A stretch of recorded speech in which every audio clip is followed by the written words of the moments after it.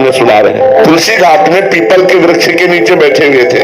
एक संत आए, उनका बाबा यहाँ भाई जी अंध विश्वविद्यालय है दुर्गा कुंड के पास, वहाँ रास लीला हो रही है, चलो देखने चलते हैं। हमारी अनुच थी, उनका नहीं, हमें कुछ नहीं देखना, आप जाइए ना, आप हमें डिस्टर्ब क्यों कर रहे हैं, अपने ध्यान में बैठे क्यों परेशान कर रहे हैं। उनका बाबा तुमसे कुछ ले थोड़ी रहे, तुमसे कह रहे एक बार चले चलो ना, रास वृंदावन से रास आई है, उसे देख लो चल के। तुमने कहा कह दिया ना, आप क्यों परेशान हो रहे हैं। फिर उन्होंने कहा बाबा जब हम कह रहे थे एक बार ऐसे जैसे भगवान महादेव ही उस रूप में आकर हमको प्रेरित कर रहे, चलो इनकी आज्ञा का पालन कर लो। तो दिन में महाप्रभु चैतन्य देव की लीला और रात्रि में रास लीला।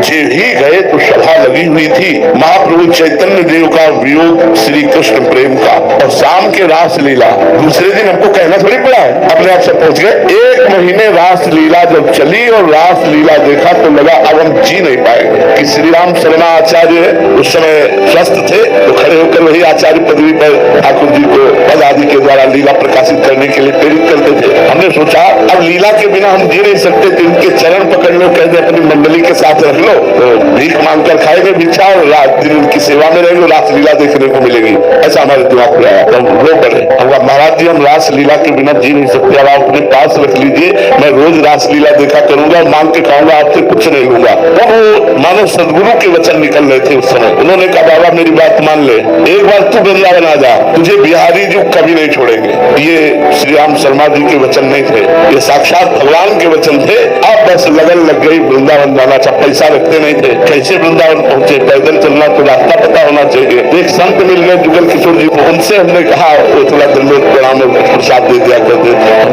आप हमको वृंदावन पहुंचा सकते। बोले हाँ बाबा आपको वृंदावन की व्यवस्था मैं कर दूंगा।